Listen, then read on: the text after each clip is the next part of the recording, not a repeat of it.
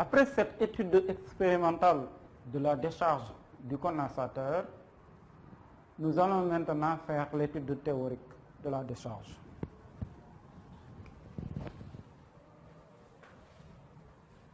Étude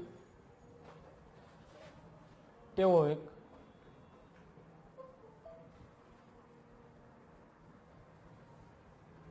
de la décharge.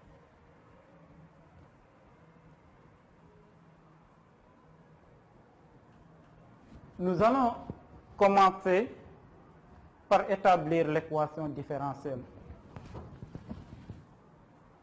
Équation différentielle.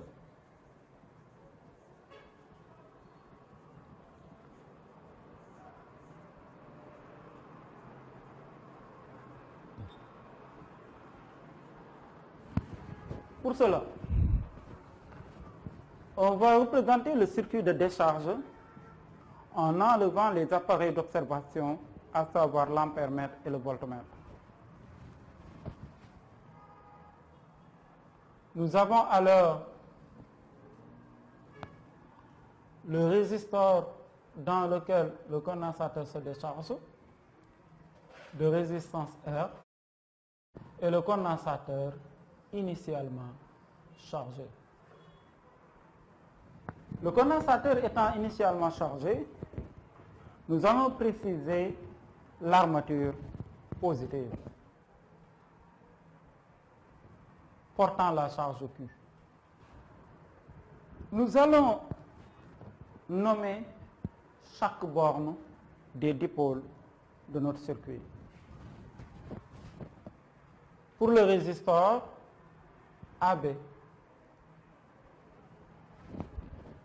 pour le condensateur, nous pouvons mettre ici le point M et le condensateur. On a nommé ces deux bornes M et B. Nous allons orienter le circuit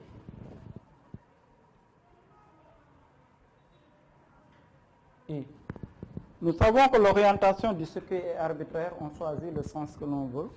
Moi, je choisis l'orientation dans ce sens. Nous allons représenter les flèches tension. Nous avons ici la tension UAB. Et la UBM. Nous pouvons maintenant donner l'expression de chaque tension des dipôles du circuit. UAB, vu l'orientation, égale RI. Et UBM, la tension du condensateur, égale UC, égale ici Q sur C, puisque l'armature portant la charge Q est au point B. Et I égale plus B de Q sur DT, puisqu'on a orienté vers l'armature portant la charge Q. Nous allons trouver une relation entre ces tensions. U AB est égal à M est au même potentiel que A. Alors nous pouvons remplacer A par M, UMB. Ceci implique que UAB moins UMB égale 0. Alors UAB plus UBM, puisque moins UMB égale UBM égale 0. En remplaçant chaque tension par son expression, nous obtenons UAB RI plus UBM Q sur C égale 0. Et nous avons une équation, mais avec deux variables.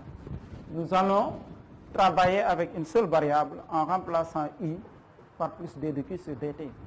Ce qui nous donne R D de Q sur DT, dérivé de la charge par rapport au temps, plus Q sur C égale 0.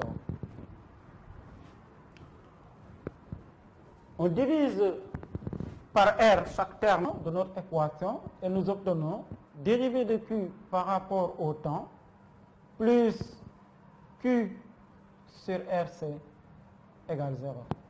Nous avons l'équation différentielle en Q régissant la décharge du condensateur. C'est une équation différentielle puisque liant une fonction et ses dérivés. Nous allons maintenant résoudre cette équation différentielle. Solution de l'équation différentielle.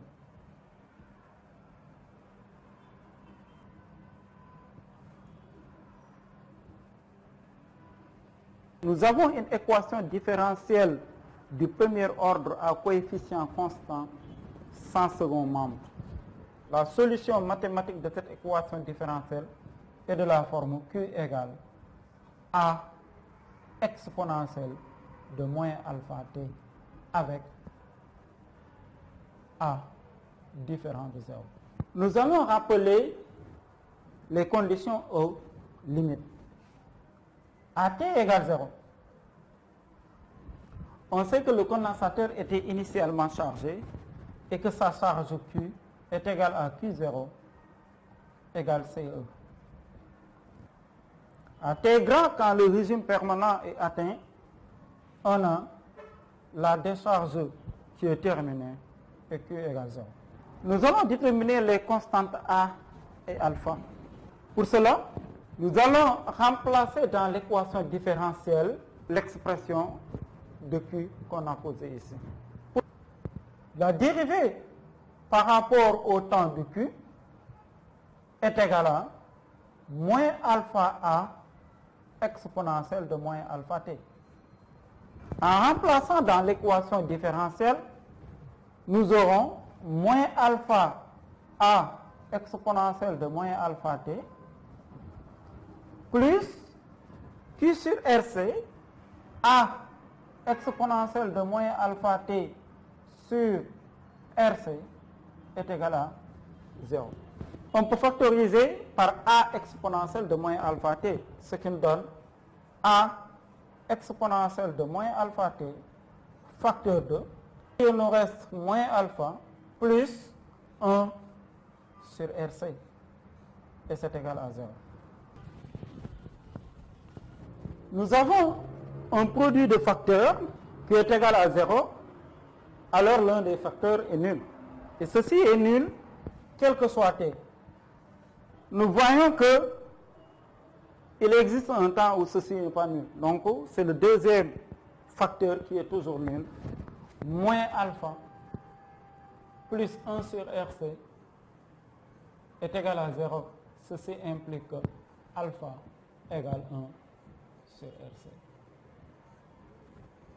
Voilà la constante alpha déterminée. Nous allons maintenant déterminer A. Nous avons dit AT égale 0, Q égale Q0 égale CE. Donc nous pouvons dire AT égale 0, Q qui est égal à A exponentielle de 0 remplaçant T par 0 égale alors à CE. Ceci implique que, puisque exponentielle de 0 égale 1, A égale CE. Voilà la constante A déterminée. Nous pouvons alors donner la solution de l'équation différentielle qui est Q égale TE exponentielle de moins T sur RC en remplaçant A par CE et alpha par 1 sur RC. C'est alors égal à Q0, puisque CE égale Q0, exponentielle de moins T sur taux. On l'a déjà vu, taux égale RC, c'est la constante de temps. Donc, il permet de savoir la rapidité à laquelle la décharge se fait. Voilà donc la solution de l'équation différentielle en Q lors de la décharge. Nous allons maintenant établir l'équation différentielle en U la tension du condensateur lors de la décharge. Équation différentielle de la décharge. Nous avons déjà établi l'équation différentielle en Q, d de Q sur dt, dérivé de Q par rapport au temps, plus Q sur RC égale 0. On sait que Q égale CUC. Il suffit de remplacer Q par son expression. C étant une constante, dérivé de CUC, c'est alors égal à C dérivé de UC par rapport au temps, plus CUC en remplaçant Q par CUC sur RC égale 0. On peut simplifier ici par C. Et nous avons C dérivé de UC par rapport au temps, plus UC sur R est égal à 0. En divisant par C chaque terme, on obtient dérivé de UC par rapport au temps, plus UC sur RC est égal à 0.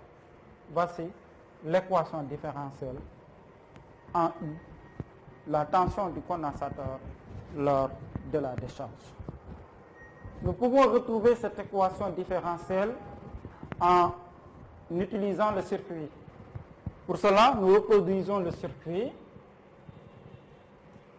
constitué du résistor de résistance R et du condensateur de capacité C, le condensateur étant initialement chargé, cette armature portant la charge positive, et on lui attribue la charge Q. Comme nous l'avons déjà dit, il faut nommer chaque pôle des dipôles du circuit, orienter le circuit I et mettre les flèches tension IAB,